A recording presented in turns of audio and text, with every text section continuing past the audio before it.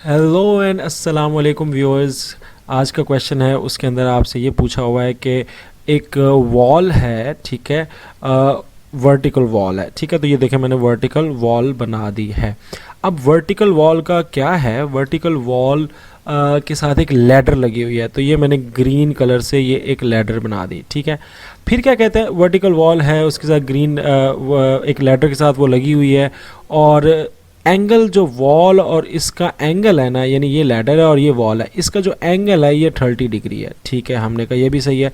अब इसको मिला देते हैं, तो अब इसको अगर मिलाते हैं तो हमारे पास एक शेप बन जाती है, and that shape is basically right angle triangle.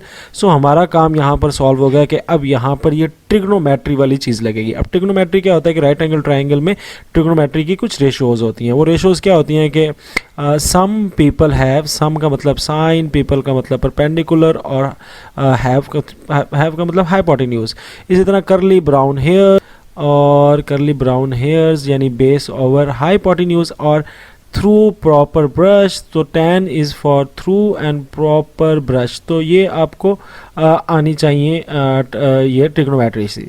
तो हमारे पास अब यहाँ पर चूँकि एक राइट एंगल ट्राइंगल है, तो ये ट्रिग्नोमेट्रीज हमने निकाल ली है। अब इसमें एंगल हमें दिया हुआ है, साथ एक और चीज़ भी दी हुई है कि लैडर की जो लेंथ है वो 15 मीटर है, यानी हमें ये चीज़ भी इसने दी हुई है। सो हाइपोटेन्यूज ऑलरेडी हमारे पास है, ठीक है। ये हाइपोटेन्यूज होता है बिल्कुल, जो 90, ये एंगल 90 है ना, तो 90 के जो सामने वो हाइपोटेन्यूज है। जो जिसके साथ एंगल लगा हुआ है वो आपकी बेस होगी, तो ये आपकी बेस हो गई, और ये जो पार्ट हो जाएगा ये आपका क्या हो जाएगा, परपेंडिकुलर हो जाएगा, ठीक है। ये आपका क्या हो जाएगा, परपेंडिकुलर।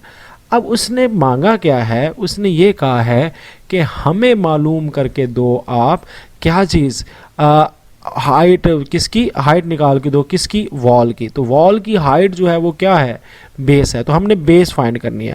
अच्छा, हमें और क्या दिया हुआ है, हमें साथ ट्रिग्नोमेट्री भी दी हुई है, हाइपोटेन्यूज भी दिया हुआ है।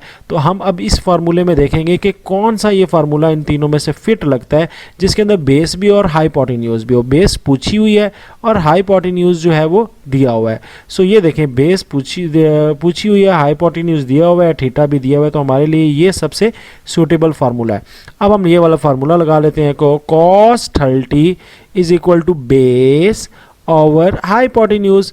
सो cos 30 मीन्स cos 60, और बेस कितनी है आपके पास, यस नहीं पता हमें, और हाइपोटेन्यूज कितनी है ऑलरेडी हमें पता है, 15 मीटर।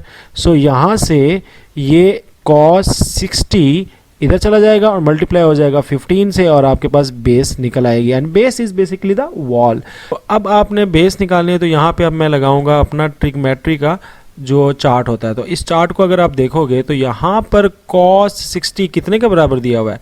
सो ये देखें, cos 60 वो बता रहा है 1/2 होता है, हाफ होता है, ठीक है। ये आपको पता होना चाहिए, थोड़ी सी ये रेशोज़ हैं, इसको आपने देख लेना है, क्योंकि अब पीपीएससी का थोड़ा सा जो है वो बढ़ गया। तो cos 60 जो है वो कितना है, cos थीटा कितना है, cos 60 कितना है, 1/2। सो अब मैं cos 60 की जगह लिख लूँगा 1/2 multiply by 15 is equal to base, and base is equal to now what, 15/2। so 15/2 मेरा जो सी ऑप्शन है वो आ जाएगा answer. So C option is the correct answer, 15/2। तो यह मेरा आंसर आ गया, दैट्स इट।